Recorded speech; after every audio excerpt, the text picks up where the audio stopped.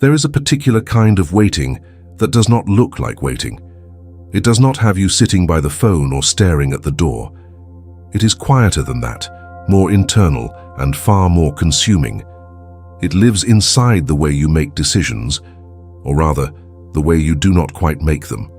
It lives in the half-finished projects, the plans held loosely, because some part of you is still leaving room for another person to walk back into the picture and change everything. You have been moving through your days with a kind of suspended animation, functioning, even appearing fine to most people around you. But underneath there is this persistent feeling that your life has not really started yet, or that it started and then paused. And you are still waiting for permission to press play again. You have told yourself it is not about them anymore. You have done the work, or at least something that resembles the work. You have talked to friends, maybe to a therapist. You have read things, watched things, said out loud that you are moving on. But moving on has somehow felt like moving in circles, because the center of the circle is still that person, that relationship, that absence. You keep returning to the question of why they left, or why they stayed as long as they did, or what it means that someone who knew you so well could choose to go. And as long as that question lives unanswered at the heart of your days, you are not quite free. You are not quite yourself. What I want to offer you today is not a comfort. It is something more useful than comfort. I want to offer you a way of seeing what is actually happening inside you, because I suspect it is not what you think it is.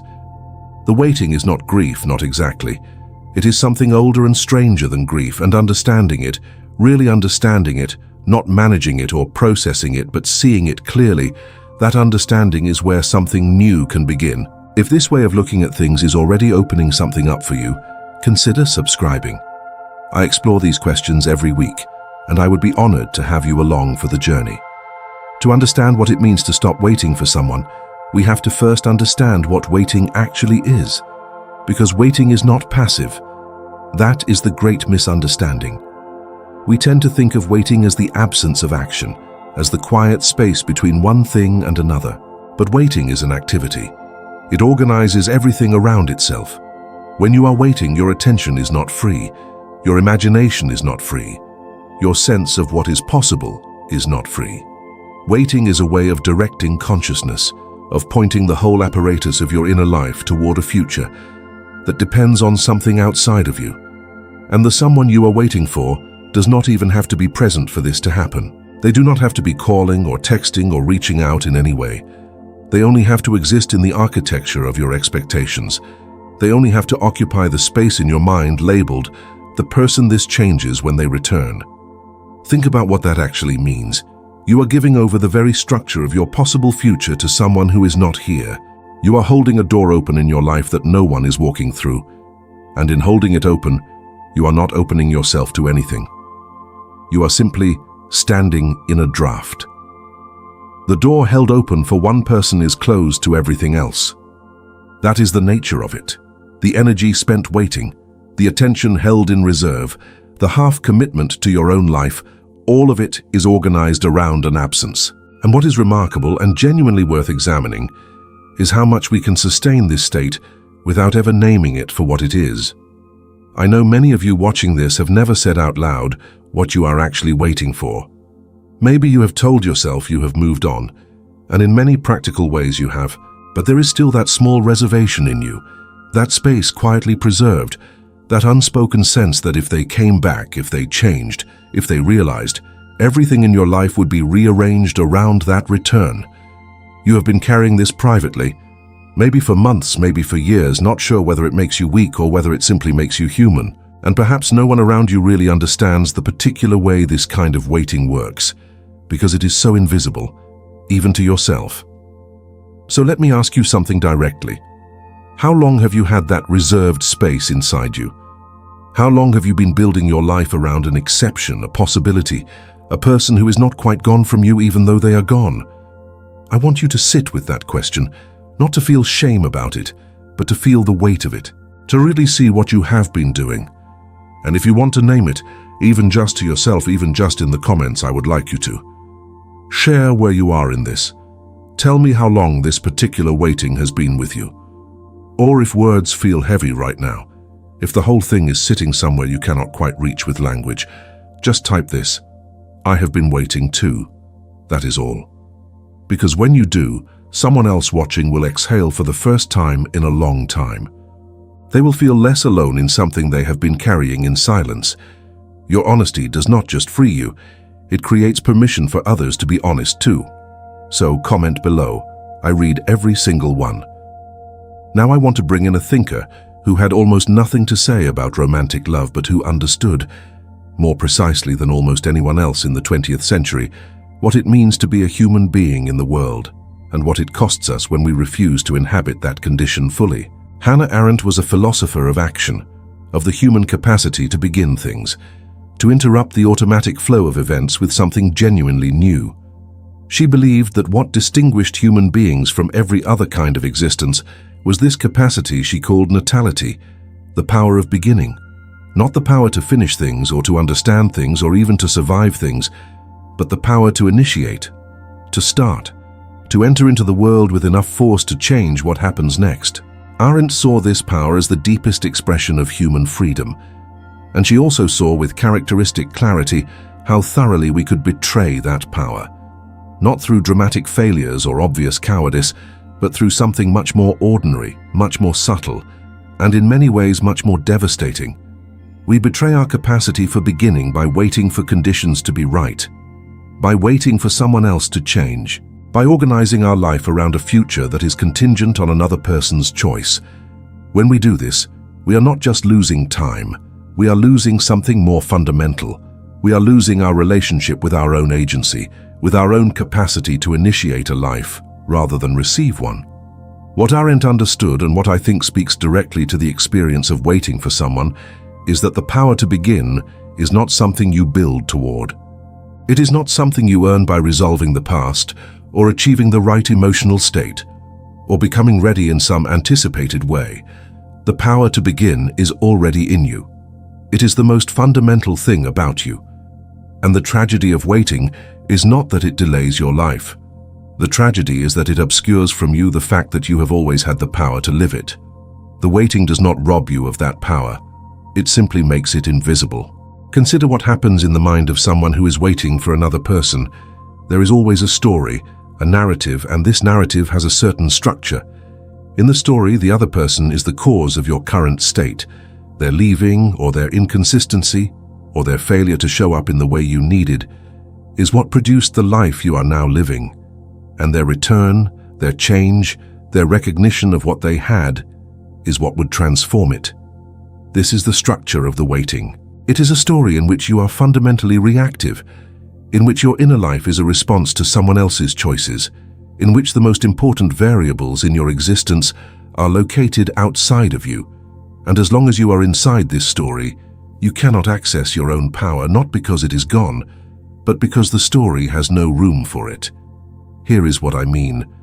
When you are waiting, you are not standing still. You are actively constructing a self that cannot move forward until something external changes. You are, in a very real sense, making yourself smaller than you are. Not out of weakness, but out of a kind of loyalty. A loyalty to the version of the future that still includes this person in the way you wanted them. And that loyalty, as tender as it is, as human as it is also the very thing that is keeping you from yourself. Think about the people in your life, or maybe a version of yourself at a different point in time, who emerged from something painful and became someone you genuinely admired. Not someone who became harder, not someone who closed off, but someone who became more essentially themselves, more rooted, more capable of choosing their own direction. You have probably witnessed this transformation in someone, or read about it, or felt it stirring at the edge of your own awareness as a possibility you have not yet reached. What produced that transformation? It was never a perfect resolution of the past. It was never a final conversation, or a satisfying explanation, or the other person finally saying the right thing. What produced it was a moment, usually quiet and almost unremarkable from the outside, in which the person stopped organizing their inner life around someone else's return and started doing something with what was already there. This is not the same as giving up. That distinction matters enormously, and I want to stay with it for a moment because I think it is the place where most people get stuck. The instruction to stop waiting sounds, to most ears, like an instruction to give up hope, to accept that this person will never return or never change, to close a door with finality. And for many people, that instruction produces resistance, because the act of closing the door feels like a betrayal of the love that was real, a denial of the future that could still come, a kind of emotional surrender. So they keep the door open. They tell themselves they are not waiting, they are simply staying open. They tell themselves they have moved on in most ways, just not in this one small corner. And the years go by, but stopping the waiting is not closing the door. It is something different and far more interesting. It is recognizing that you have been standing in the doorway and that you can simply step away from it. The door can remain. The possibility can remain. But you do not have to organize your life around watching it. You do not have to make yourself available to a future that has not arrived and may not arrive. You can turn fully toward the life that is actually in front of you, without it meaning that what was real between you and this person has been reduced to nothing. What was real can remain real. The love, if it was love, does not require your suspended animation to remain true. It does not need you to put your life on hold in order to continue existing as something meaningful. And the moment you understand that, really understand it, something in you relaxes. Something that has been braced for a very long time begins to unclench.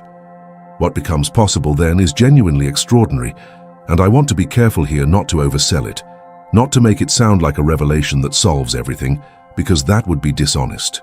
What becomes possible is not happiness exactly, or at least not happiness as an immediate experience. What becomes possible is presence, which is something richer and stranger and more durable than happiness.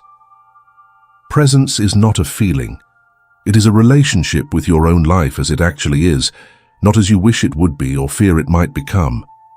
Presence is the capacity to be in your own day without the constant undertow of a story happening somewhere else in your imagination. And this capacity, this presence, is the foundation of every real strength. The strength that is born when you stop waiting for someone is not the strength of having gotten over them. That framing is inadequate and slightly dishonest about what actually happens. You do not get over people who mattered. You do not arrive at a state of not caring. What shifts is something more subtle than that. The care changes character. It stops being a hook in you, something that catches on everything and redirects your attention back to the wound. It becomes something more like a settled fact. Yes, this happened. Yes, this person was real. Yes, it mattered. And also, this is my life now. These are my days. This is what I have to work with. And then, remarkably, you begin to work with it. I think about a woman I once knew, someone who had spent the better part of 3 years waiting for a man she had loved to come back to her with something that resembled clarity.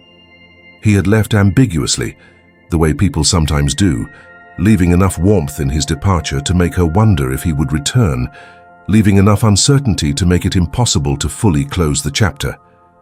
She had continued her life in most of the visible ways. She had worked, socialized, traveled, but everything she did had a quality of waiting. Every trip she took, she was aware that he did not know she was there. Every success she had, she thought about whether it might change his perception of her. She was present in her life the way a tourist is present in a foreign city, noticing things, passing through, but not quite at home. One afternoon, for reasons she could not fully articulate afterward, she simply stopped. She stopped checking whether he had viewed her social media stories. She stopped composing imaginary conversations with him in her mind. She stopped keeping the possibility of him as a reference point for her decisions, not because she had resolved anything, not because she had reached a conclusion about whether he was a good person or a bad one, whether the relationship had been right or wrong. She stopped because she suddenly saw, with unusual clarity, what she was doing. She saw that she had been making herself a supporting character in a story she was not even certain existed. She had been living in someone else's narrative, a narrative in which she was waiting for her cue. And in that moment of seeing it, the waiting simply became untenable. Not painful, not dramatic, just impossible to continue. What she told me later, months after that quiet afternoon, was that she had expected to feel loss when it happened. She had expected the ending of the waiting to feel like grief, to open up into sadness. Instead, what she felt was something she struggled to name. The closest she could get was the feeling of walking into a room that had been yours all along and simply sitting down. A kind of rightful inhabiting of something she had owned but not occupied. That is the only way she could describe it. And I think it is precisely right. Arendt wrote about the human capacity for what she called new beginnings, and she was insistent that this capacity was not metaphorical or inspirational. It was a philosophical reality. Every human being who enters the world enters as something genuinely unprecedented. The very fact of your birth introduced something into the universe that was not there before. And that originary quality, that irreducible novelty, does not disappear when you grow up and get hurt and have the capacity for beginning temporarily obscured by your pain. It is still there. It has always been there. The question is only whether you are in a position to access it. The strength that is born when you stop waiting is not the strength you acquire. It is the strength you uncover. It was present all along, underneath the waiting, underneath the organizing of your life around someone else's return. It did not need to be built. It needed the waiting to stop, so that the space it occupies could become visible to you. And what you find in that space is not emptiness, though it might initially feel like emptiness. What you find is your own life, unmediated, undeferred, undivided. You find what you actually want, apart from what you wanted from them. You find what actually interests you, what actually calls your attention, what you would actually choose if you were not choosing in relation to their presence or absence. This is not a small discovery. It is, in fact, one of the most significant things a person can learn about themselves. Because so much of what we think we want has been shaped by the relational context in which we developed. We want things because certain people would admire us for having them. We pursue paths because certain people's presence on those paths would feel like completion. We make meaning in response to particular people's understanding of us. None of this is wrong, exactly. We are relational creatures, and our desires are necessarily inflected by the relationships that have shaped us. But there is a difference between desire that is informed by relationship and desire that is hostage to it. There is a difference between wanting things that are genuinely yours and wanting things that are organized around someone else's return. When the waiting ends, and not when you force it to end, not when you make yourself stop, but when you genuinely see what it has been costing you, and the waiting becomes impossible to sustain, you get to discover something astonishing. You get to discover what you want. Not what you wanted to want in order to be the kind of person they would choose. Not what you wanted so that the story would have the ending you had imagined, but what you actually want, underneath all of it, what genuinely calls you, what you would pursue if the pursuit were entirely yours. For some people, this discovery is disorienting at first, because they have been using the waiting and the relationship that preceded it as the structure that gave their days meaning. The waiting, painful as it was also organizing. It was giving you something to orient around, and when it goes, there can be a period of feeling unmoored, of not immediately knowing which direction is yours. This is not a failure of the process. This is the process. This is what it feels like to be returned to yourself before the external structure tells you who you are. And the task, in that moment, is not to immediately install a new structure, not to find a new person to wait for, not to construct a new narrative as quickly as possible. The task is to stay with the openness long enough to actually hear yourself. This is where Arendt's concept of the vita contemplativa becomes useful, the life of contemplation, of inwardness, of thoughtful attention to one's own experience. Arendt was not romantic about this mode of existence. She did not believe that the contemplative life was superior to the active life, or that withdrawal from the world was a form of wisdom. But she did believe that without periods of genuine inwardness, without the capacity to sit with one's own thoughts, without immediately acting on them or resolving them or rushing away from them, a person could not know themselves well enough to act with genuine freedom. The examined life, in her understanding, was not a luxury. It was the precondition of authentic action. What you need, in the period after the waiting ends, is not a plan. Not yet.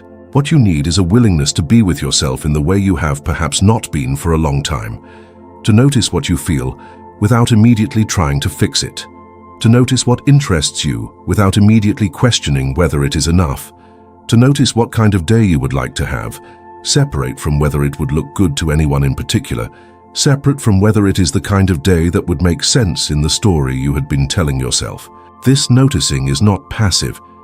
It is a form of activity that is prior to all other activity.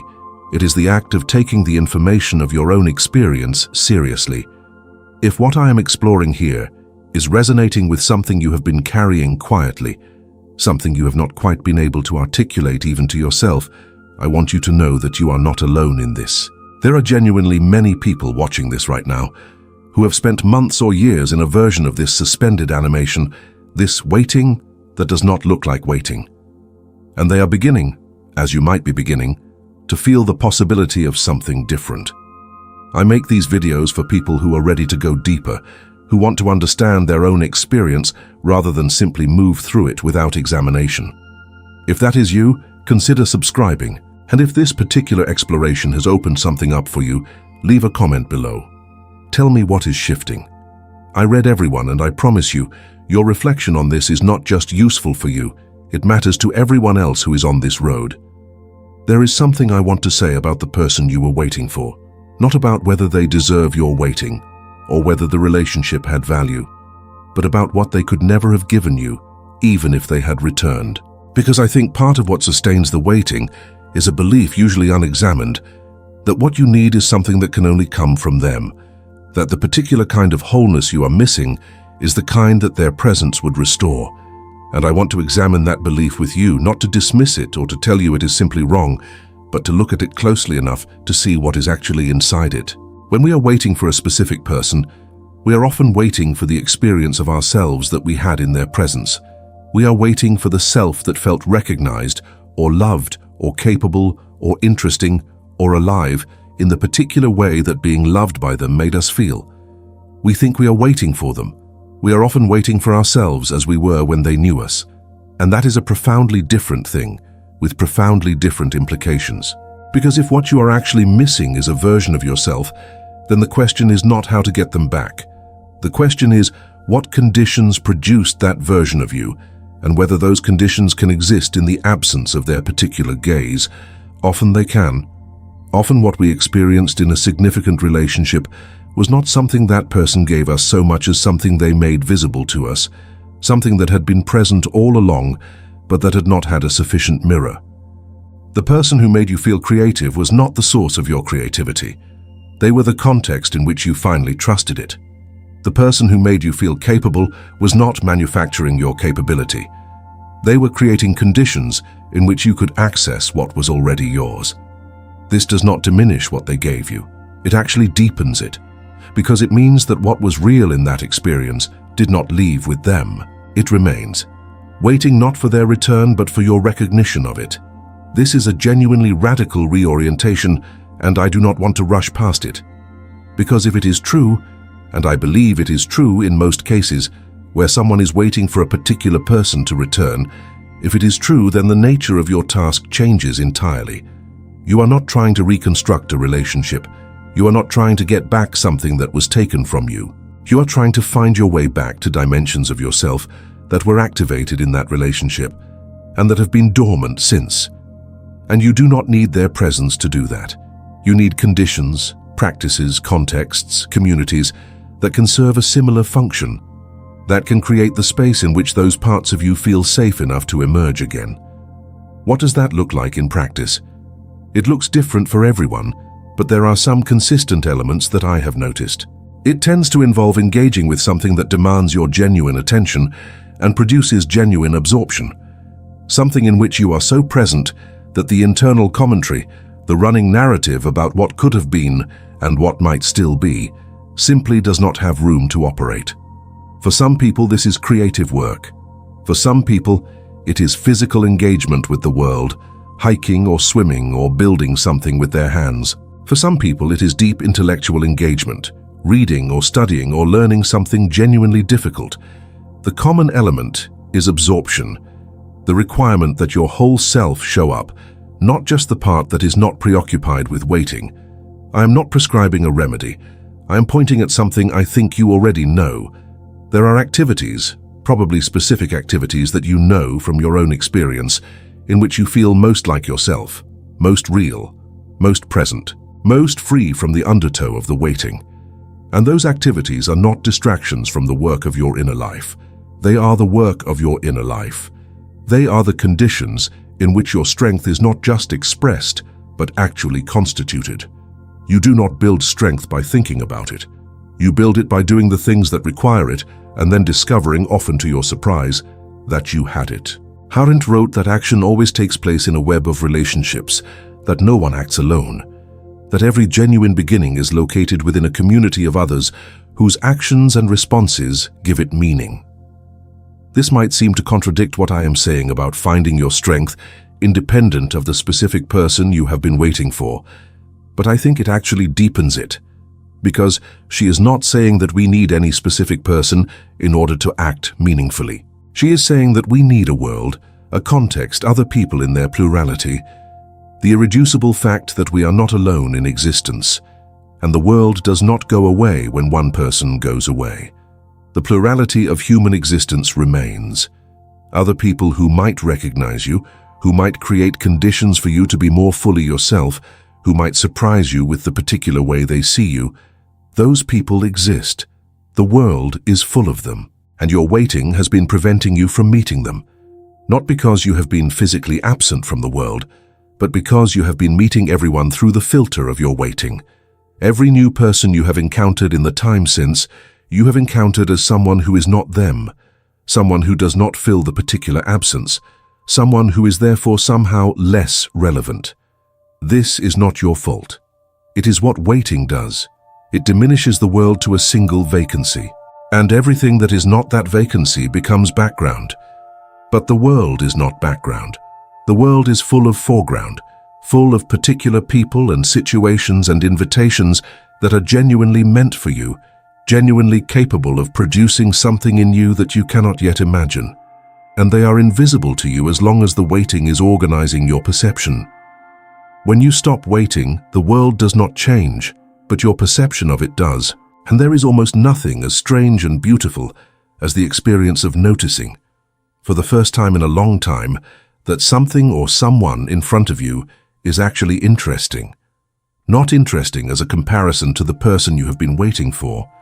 Not interesting in the sense of wondering whether they would approve, just interesting in itself for what it actually is. This return of genuine curiosity, of genuine openness to what is in front of you rather than what is absent behind you, this is one of the first signs that the waiting has truly ended.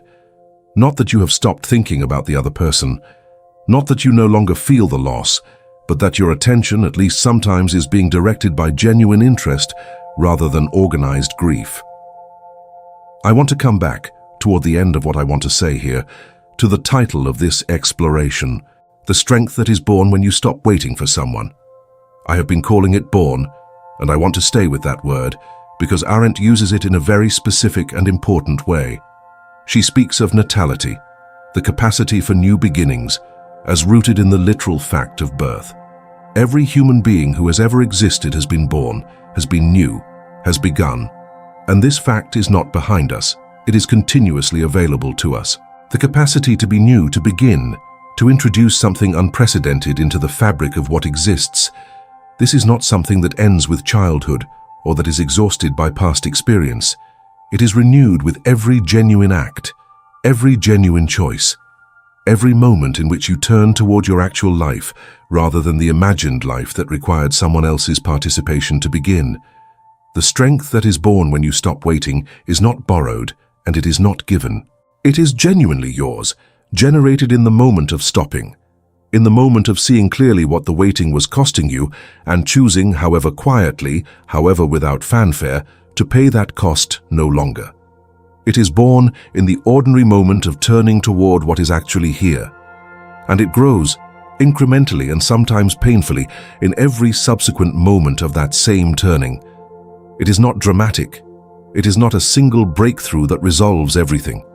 It is a practice, a daily choosing, a continuing willingness to inhabit your own life rather than hold it in reserve for someone who has not arrived. And if you find yourself unable to do that, choosing consistently, if you find yourself slipping back into the waiting without meaning to, I want you to be compassionate with yourself about that. Not as an excuse to keep waiting indefinitely, but as an acknowledgement that you are human, that what you experienced mattered, and that transformation is not a single act, but a sustained direction. What matters is not that you have never waited, but that you are beginning to see the waiting clearly, and that in seeing it you are less willing to sustain it than you were before. That is enough. That is, in fact, everything. There are many of you watching this who have been on this particular road for a long time, who have tried to stop waiting and found yourselves back at the beginning, who have wondered whether the strength they keep hearing is possible will ever actually arrive. I want you to know that those of us who explore these questions, who sit with the hard parts of being human, we are not ahead of you. We are on the same road.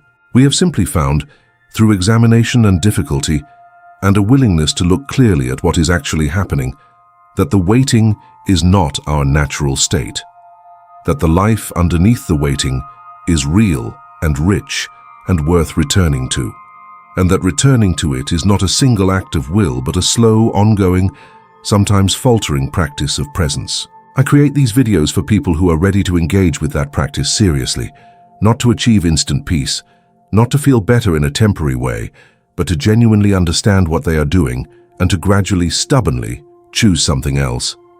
If that is you, I would be honored to have you subscribe and continue exploring these things together. Drop a comment below and tell me what shifted for you today. Tell me where you are in this. I read every single one, and your honesty in the comments is part of what makes this community something real rather than just a collection of viewers. So share. Let me hear from you. You came to this video today because something in the title resonated, because you recognized yourself in the phrase about waiting, and perhaps you came hoping to be told how to stop, as though stopping were a technique you could acquire and apply. What I hope you are leaving with instead is something different and I think more durable, a way of seeing what the waiting actually is, a recognition of what it has been costing you, not in dramatic terms, not in the language of wasted time or missed opportunities, but in the quiet daily cost of not quite living your own life. And with that recognition, maybe, something has already shifted. Not because I have told you anything you did not already know on some level, but because seeing something clearly, naming it precisely, examining it without flinching, this is itself a form of beginning. This is itself an act of the power that Arendt believed was most fundamentally ours, the power to see and in seeing, to start again. The person you were waiting for may or may not return, but you do not have to wait to find out. Your life is already here, already happening, already full of what is genuinely yours. The only question is whether you are willing to turn toward it. And I think you are. I think that is why you are here.